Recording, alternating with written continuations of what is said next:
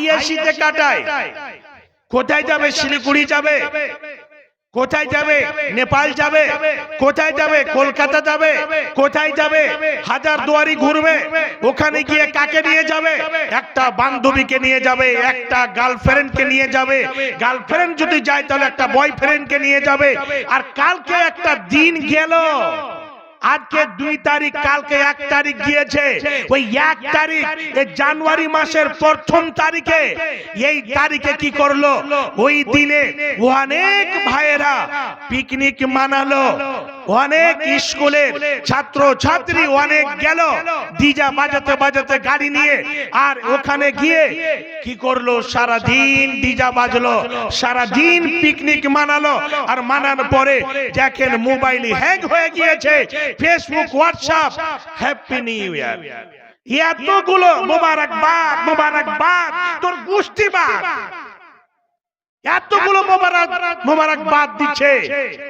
নিজের বাবা মরে গেলে বাবার কবরের আগা দিকে গিয়ে একবার দাঁড় হয়ে বলে না যে আল্লাহ আমার বাবা কবরে শুয়ে আছে, আল্লাহ তুমি আমার বাবাকে ক্ষমা করো, আল্লাহ তুমি আমার বাবাকে মাফ করো।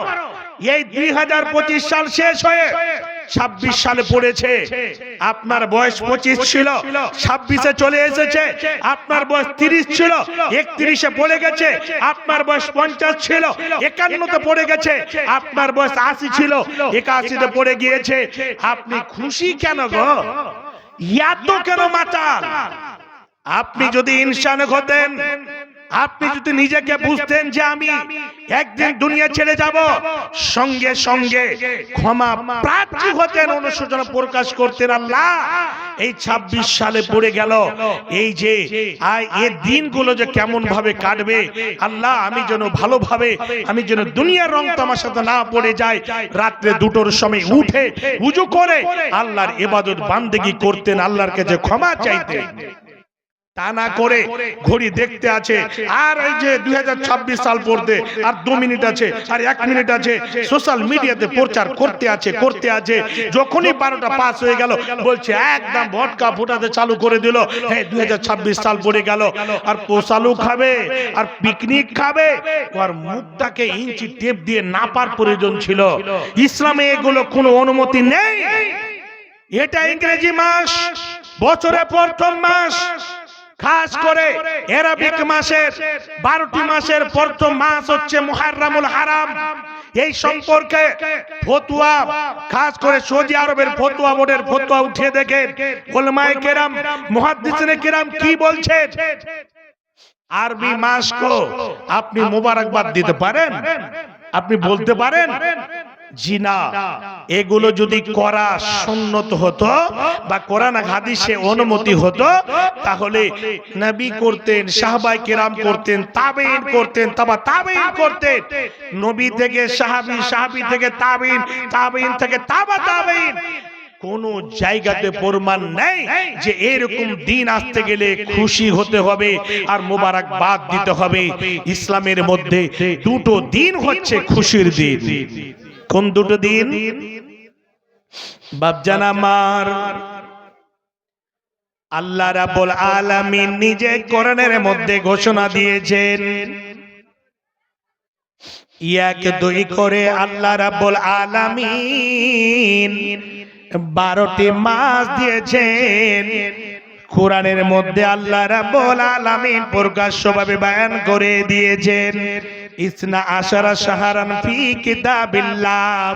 খাস করে জায়গাতে 12টি মাস গণনা করিয়ে দিয়েছেন আল্লাহ রাব্বুল আলামিন। 1-2 করে 12টি মাস দিয়েছেন। এই 12টি মাসের মধ্যে 11 মাসের পরে 1 মাস আল্লাহ রাব্বুল আলামিন রোজা দিয়েছেন, সিয়াম দিয়েছেন। এই 1 মাস সিয়াম পালন করার পরে সুন্দরভাবে যেই দিন আমাদের রোজা পূর্ণ হয়ে যাবে, যেদিন আমরা চাঁদ দেখে নেব, সেই দিন তারপরের দিন আমরা সকাল বেলায় ঈদের সালাত আদায় করব। ওই ঈদের সালাত ঈদুল ফিতর সুন্দরভাবে বাড়ি থেকে চাঁদ দেখে নিয়ে খুশিতে একখানা হয়ে মুখ দিয়ে একটা এরকম স্লোগান থাকবে, আল্লাহু আকবার, আল্লাহু আকবার, লা ইলাহা ইল্লাল্লাহ, আল্লাহু আকবার, আল্লাহু আকবার, ওয়ালিল্লাহিল হামদ। এই স্লোগানগুলো আমাদের মুখে থাকবে, এই দোয়া মুখে বলতে থাকতে হবে। ঈদের মাঠে যাবেন, যেতে যেতে যেতে যেতে বলতে থাকবেন সেই দিন হচ্ছে খুশির দিন। এই দিন যত খুশি মানাবেন, নিজের পরিবারকে নিয়ে বাড়িতে থাকবেন, আপনি মাংস খাবেন, আপনি যা কিছু খাবেন, সেই দিন হচ্ছে খুশির দিন। এই দিন ছাড়া অন্য কোনো খুশির দিন নেই। বছরে দুটো দিন, একটা হচ্ছে ঈদুল ফিতর, দ্বিতীয়টা হচ্ছে ঈদুল আজহা, কুরবানির ঈদ। বছরে এই দুটা দিন খুশির দিন। এই জায়গাটাতে ঈদের দিনও বলা উলামায়ে কেরাম, খাস করে আহলে হাদিসের বিজ্ঞ উলামায়ে কেরাম এই জায়গাটাতে বলতে মানা করছেন ঈদ মোবারক। কি বলতে হবে? তাকাব্বালাল্লাহু মিন্না ওয়া মিনকুম, এরকম ভাবে দোয়া দিতে হবে এক অপরকে, আল্লাহ তোমাকে কবুল করুক, তোমার ইবাদতকে কবুল করুক, তোমার আমলকে আল্লাহ সঠিক করে দেখ, এইরকম ভাবে দোয়া দিতে হবে। বাপজান আমার, যদি এইরকম দিনকে ছেড়ে খাস করে এই প্রথম জানুয়ারিতে আমরা দিন পালন করার জন্য আগে থেকে খাসি খরিদ করে রেখেছি, আগে থেকে একেবারে মুরগা খরিদ করে রেখেছি, অমুক জায়গা যেতে হবে, অমুক জায়গা যাব। যুবক ভাই, হাইরে জীবনটা কোন জায়গাতে আমরা কাটাচ্ছি, কোন জায়গাতে? আপনি যে বের হবেন, আপনি খাসি নিয়ে বের হবেন, মুরগা নিয়ে বের হবেন, গাড়িতে ডিজা লাগিয়ে ডিজা বাজাতে বাজাতে বাজাতে বাজাতে বের হবেন। সারাদিন ডিজা বাজবে, সারাদিন সেই জায়গাতে মদ চলবে, জুয়া চলবে, যতগুলো নেশাদার দ্রব্য জিনিস রয়েছে।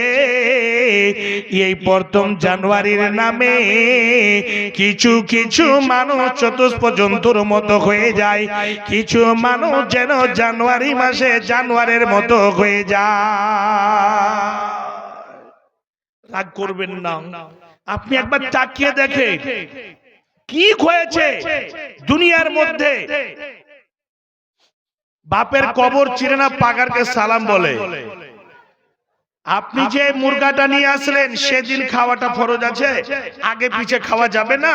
ওই দিনকে উপলক্ষ করে, খাস করে ওই দিনটাকে সামনে রেখে, ওই দিনকে একেবারে কেন্দ্র করে যে খাওয়া, এই জিনিসটা শরীয়তে কি অনুমতি দিয়েছে? জি না। আপনি একদিন আগে পিছে এদিক ওদিক করে খান না, খেতে কে মানা করেছে? ভাবছেন আমার যুবক ভাই, আমি আপনাদের কাছে খাস করে এই জায়গাতে একটা আয়াত আমি পড়েছি, চারখানা ওই জায়গাতে এইরকম আমল রয়েছে। ওই আমলগুলো ভালো না খারাপ, আয়াতটাকে একটু লক্ষ্য করুন। আল্লাহ রাব্বুল আলামিন বলেন, বিসমিল্লাহির রাহমানির রাহিম, ইয়া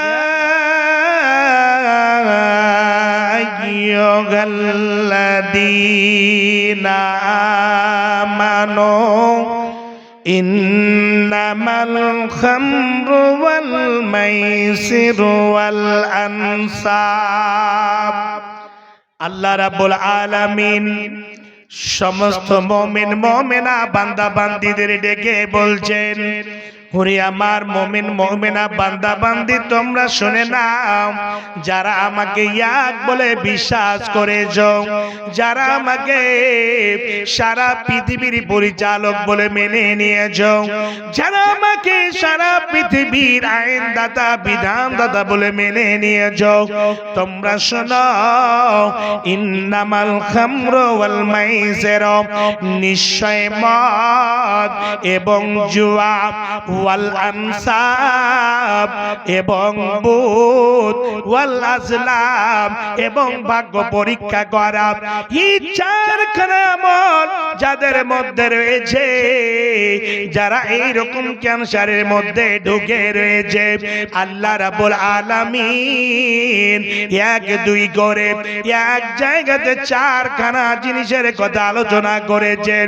এক নম্বরে হলো মদ, দ্বিতীয় নম্বরে হচ্ছে জুয়া, তৃতীয় নম্বরে হচ্ছে বোধ, চতুর্থ নম্বরে হচ্ছে ভাগ্য পরীক্ষা করা।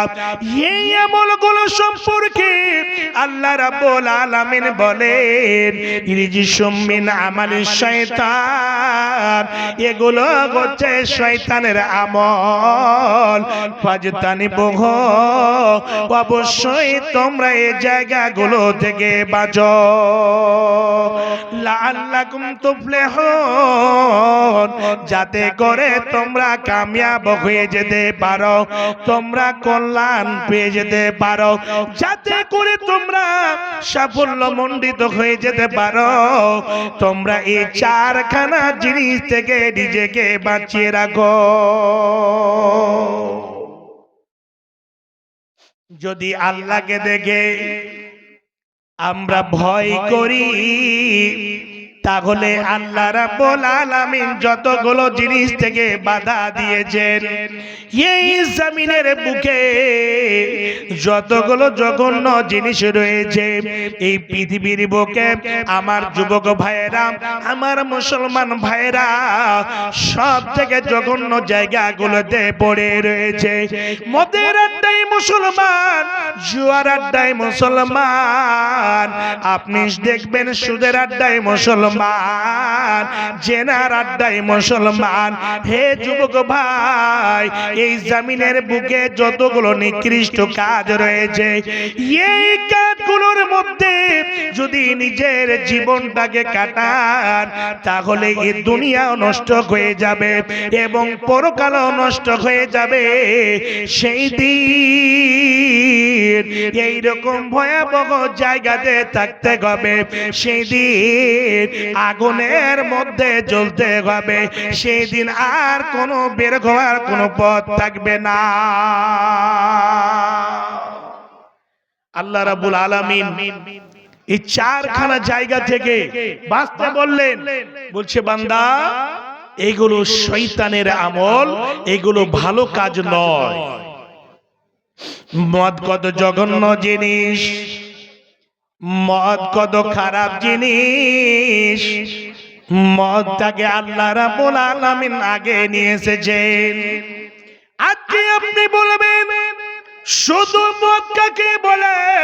যেটাকে গিলাসে ঢেলে পান করা হয় পানির মতো, তাকে মদ বলে। সেটাকে শুধু মদ বলে না। হে বাপজান আমার, এই জায়গাটাতে লক্ষ্য করতে হবে, যে জিনিসটা খেতে গেলে, যে জিনিসটা পান করতে গেলে বিবেকটা হারিয়ে যায়, কোনো এইরকম কোনো খাস করে বিবেক বুদ্ধি থাকে না, কোনো এইরকম চেতনা থাকে না, একেবারে মাথা ঘুরে যায়, মাথা ঘুরে যায়, কিছুই চিনতে পারে না। নিজের মাকে মা বলে চিনতে পারে না, নিজের বোনকে বোন বলে চিনতে পারে না। এইরকম ভাবে যেগুলো জিনিসকে নিজের আকালটাকে হারিয়ে দেয়, সেই জিনিসগুলো একেবারে হারাম বলেছেন। আপনি বলবেন, মোল্লা সাহেব, বিড়ি খেয়ে মানুষের আকাল হারিয়ে যায় না, বিবেক উড়ে যায় না, তামাক খেয়ে বিবেক উড়ে যায় না। আপনি বলবেন, সিগারেট খেয়ে বিবেক উড়ে যায় না, রাত্রিবাস খেয়ে বিবেক উড়ে যায় না, গুটকা খেয়ে বিবেক পড়ে যায় না। এতগুলো জিনিস যদি আপনারা বলেন তাহলে শোনেন, আপনার বাড়িতে যদি 10 বছরের একটা ছেলে থাকে তাহলে সেই ছেলেটাকে একটু অল্প বা একটা পরিয়া ওই রাত দিবাস বা গুটকা গুলোকে ফেড়ে তার মুখে দিয়ে দেখে দেন না। যদি না হয় তো গুলগুলা কমপক্ষে 100 গ্রাম বের করে ছেলেটার মুখে দিয়ে দেন। ছেলেটা মাতাল হচ্ছে কিনা, ছেলেটা মাথা ঘুরে পড়ছে কিনা, ছেলেটার বিবেক থাকছে না হারিয়ে যাচ্ছে না বেহুশে উল্টে পড়ে বমি করতে করতে একেবারে মনে হচ্ছে জান যাওয়া যাওয়া যাওয়া যাওয়া মরা মরা অবস্থা হয়ে যাচ্ছে। আপনি কতবার যে উল্টেছেন বিড়ি খেতে শিখতে গিয়ে, তামাক খেতে শিখতে গিয়ে কতবার যে উল্টে পড়েছেন, কতবার উল্টি হয়েছে। আজকে এতগুলো যে নেশাদার দ্রব্য জিনিস, আল্লাহকে দেখে যদি ভয় থাকে, আজকে যে কটা আপনারা বসে আছেন বাপজান আমার যুবক ভাই, আপনি কোন মুখ নিয়ে আল্লাহর কাছে যাবে? আপনি কোন চেহারাটা নিয়ে আল্লাহর কাছে যাবে? অনেকে বাপজানকে আমি দেখতে পাই জর্দাওয়ালা পান এশারের নামাজ পড়ে নিল, খাওয়া দাওয়া করে মুখে পান দিয়ে গালে রেখে একেবারে গিয়ে ঘুমিয়ে গেল।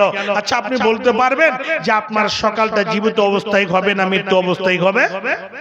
যদি খোদা না খাস্তা আপনার যদি মরণ হয়ে যায়, তাহলে কোন জিসিবির লোল দিয়ে আপনার মুখ থেকে ওই জর্দাওয়ালা পানটাকে বের করবে?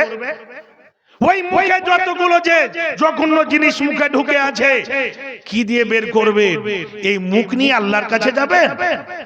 আল্লাহ পাকের নবী বলছেন, হাদিসের মধ্যে এসেছে, ইন্নাল্লাহা তাইয়্যিবুন, নিশ্চয়ই আল্লাহ হচ্ছেন পাক। আল্লাহ পাক জিনিসকে কবুল করেন, অপবিত্র জিনিসকে আল্লাহ কখনো কবুল করেন না। নবীজি বললেন, যে জিনিসটা খেতে হালাল কিন্তু কাঁচা জিনিস খেয়ে রসুন এবং পেঁয়াজ এই দুটো জিনিসকে খেয়ে মসজিদে যেতে মানা করলেন, বাধা দিলেন। কেন? এই মুখ দিয়ে গন্ধ বের হবে, মুখ দিয়ে যে গন্ধ বের হবে মানুষ কষ্ট পাবে, পার্শ্বে যারা দাঁড় হবে তারা কষ্ট পাবে, এই যে আপনার দুই কাঁধের উপরে দুটো ফেরেশতা রয়েছে তারা কষ্ট পাবে। তো তোমরা খেয়ে যেও না। আর আপনি যে রাজনিবাস আর গুটকা খেয়ে আপনি যে মসজিদে যাচ্ছেন, তো আপনার মুখ দিয়ে কে মুস্কি আম্বারের খুশবু বের হবে কি? আপনার মুখে এই জঘন্য জিনিস, আরে জঘন্য জিনিস নিয়ে আমরা মসজিদে চলে গেলাম, আর মসজিদে গিয়ে থুতু করে ফেলে দিয়ে আমরা কি করলাম?